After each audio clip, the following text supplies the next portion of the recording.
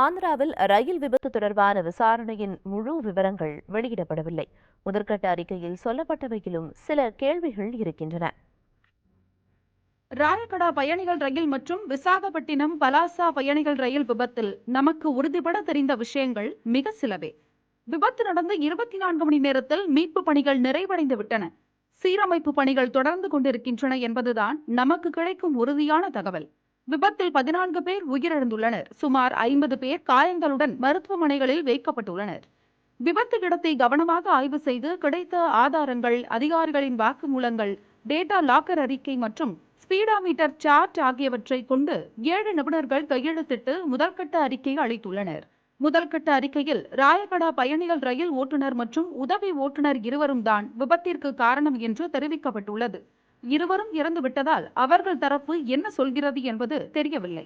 Railway விதிகளின்படி குறைபாடுள்ள தானியங்கி சிக்னலில் ரயில் 2 நிமிடம் நின்று அதன் பின் 10 கிலோமீட்டர் வேகத்தில் நகர தொடங்கி இருக்க வேண்டும்.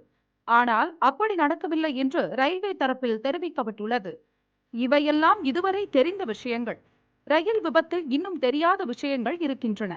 ஏற்கனவே அலமுண்டா ரயில் நிலையத்தை விட்டு பலாசா ரயில் புறப்படாத நிலையில் கண்டகப்பள்ளி ரயில் நிலையத்தில் இருந்த சிக்னல்களில் ராயகடா ரயிலுக்கு அனுமதி கொடுத்தது ஏன்? ஸ்டார்டர், ஹோம், அவுட்டர் எனப்படும் 3 விதமான சிக்னல்கள் ரயில் நிலையத்தில் இருக்கும் நிலையில் மனித தவறால் தான் ராயகடா பயணிகள் ரயில் கண்டகப்பள்ளி ரயில் நிலையத்தில் இருந்து கிளம்பியதா? தானியங்கி ரயில் சமிக்ஞை அமைப்பு விசாகப்பட்டினத்தில் இருந்து விஜயநகரம் வரை 61 கிலோமீட்டர் தொலைவிற்கு முழுமையாக முடிக்கப்படும் என கூறப்பட்ட நிலையில் கண்டகப்பள்ளி முதல் விஜயநகரம் வரை ஏன் அந்த பணிகள் முழுமையடையவில்லை? ஒடிஷா ரயில் விபத்திற்கு பிறகு சென்னை முதல் ஹவுரா வரையில் உள்ள வழித்தடத்தில் இன்டர்லாக்கிங் அமைப்புகளில் மாற்றம் செய்யப்படும் என ரயில்வே அறிவித்தும் அது தொடர்பான எந்த பணிகளும் ஏன் மேற்கொள்ளப்படவில்லை? பயணிகள் ரயில் மற்றும் எக்ஸ்பிரஸ் போன்றவை நடு தண்டவாளத்தில் செல்லும் நிலையில் மேல் மற்றும் கீழ் தண்டவாளங்களில் சரக்கு ரயில் அப்போது இருந்தது ஸ்டேஷன் மாஸ்டர்களுக்கு தெரிந்ததா இல்லையா? இதுபோன்று பல கேள்விகள் எழுந்திருக்கும் நிலையில் ரயில்வே தரப்பில் விரிவான விசாரணை விபத்து குறித்து தொடங்கியுள்ளதாக கூறப்படுகிறது. ஒடிஷா ரயில் விபத்து நடந்த அடுத்த நாளே அங்கு சென்று பார்வையிட்ட ரயில்வே அமைச்சர் அஸ்வினி வைஷ்ணவ் செவ்வாயன்று ஆந்திரா செல்ல உள்ளதாக தகவல் கிடைத்துள்ளது. சீரமைப்பு பணிகளை அவர் கள ஆய்வு செய்ய உள்ளதாகவும் நமக்கு கிடைத்த தகவல்கள் தெரிவிக்கின்றன. சீரமைப்பு பணிகள் நடப்பதால் அஸ்வினி வைஷ்ணவ் மற்றும் ஆந்திர முதல்வர் ஜெகன்மோகன் ரெட்டி ஆகியோரின் கள ஆய்வு ரத்து செய்யப்பட்டதாக அதிகாரிகள் தரப்பில் தெரிவிக்கப்படுகிறது. புதிய தலைமுறைக்காக ஒளிப்பதிவாளர் சதீஷுடன் செய்தியாளர் பாலவெற்றுவேல்.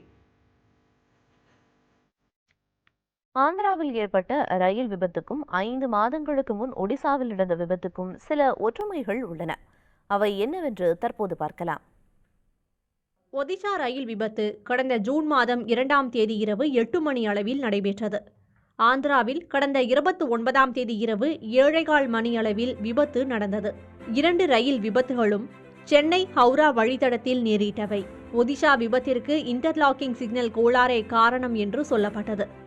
ஆந்திர விபத்தில் தற்போதைக்கு மனித தவறு என்று முதல் கட்டமாக தெரிவிக்கப்பட்டுள்ளது. சிக்னல் கோளாறாக இருக்கக்கூடும் என்று சந்தேகம் எழும்பினாலும் இது இன்னும் உறுதி செய்யப்படவில்லை. ஒடிஷா ரயில் விபத்தில் 18 பெட்டிகள் உருக்குலைந்தன. ஆந்திர விபத்தில் 5 பெட்டிகளும் 2 என்ஜின்களும் உருக்குலைந்தன. ஒடிஷாவில் விரைவு ரயில், பயணிகள் ரயில், சரக்கு ரயில் என 3 ரயில்கள் சிக்கின.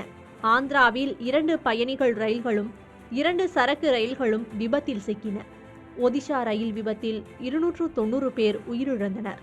40 பேரின் உடல்கள் இன்னும் அடையாளம் காணப்படாதவையாகவே இருக்கின்றன. ஆந்திர விபத்தில் இதுவரை 14 பேர் உயிரிழந்துள்ளனர். மற்ற விவரங்கள் வெளியிடப்படவில்லை.